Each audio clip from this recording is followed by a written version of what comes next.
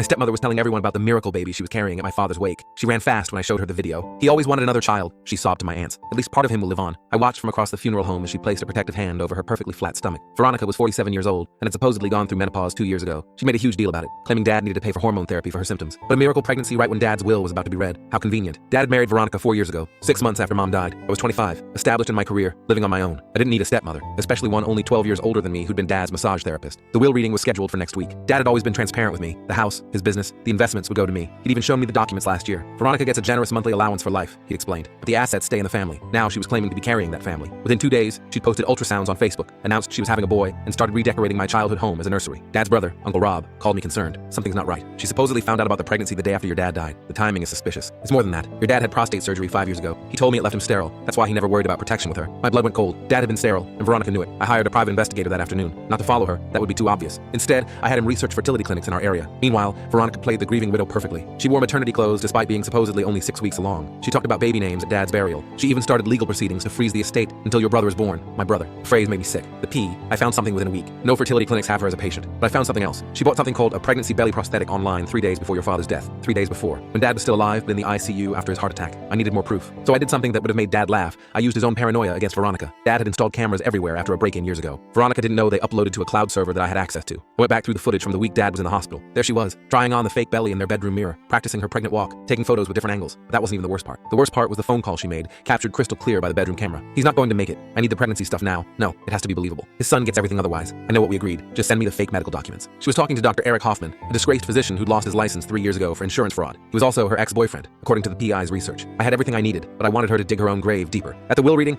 Veronica arrived in full performance mode. Maternity dress, hand on belly, even a small waddle. She brought documentation of her pregnancy from a clinic 2 towns over. Mr. Brennan reviewed the papers. These appear to be in order. Given the pregnancy, the estate will need to... Actually, I interrupted. I have a few questions. Veronica, when did you conceive? About 7 weeks ago, right before your father's heart attack. Interesting, because Dad's medical records show he was in Dallas for a conference 7 weeks ago. You were here, posting Instagram stories from wine night with your sister. Her face twitched. I must have the dates wrong. Pregnancy brain. Of course. Oh, and congratulations on the miracle, by the way. Conceiving after menopause and with a sterile husband? Amazing. The room went silent. Your father wasn't sterile, she said quickly. His medical records say otherwise, but here's what's really miraculous. I pulled out my phone and played the video of her trying on the fake belly. Her lawyer tried to stop me, but Mr. Brennan wanted to see everything. The phone call was the final nail. When Dr. Hoffman's name came up, Veronica went pale. Turns out he was already under investigation for selling fake medical documents. This is edited, she screamed. Deep faked. I'm really pregnant. Great. Then you won't mind taking a pregnancy test right now. I brought 3 different brands. She ran. Literally got up and ran out of the office. She was arrested 2 days later. Fraud, attempted theft by deception, and conspiracy. Dr. Hoffman flipped on her immediately, admitting she'd paid him $10,000 for fake pregnancy documents and sonograms. The fake belly was submitted as evidence. The prosecutor called it the most cynical fraud he'd seen in 20 years. Veronica got 18 months in prison and lost any claim to Dad's estate, including the lifetime allowance.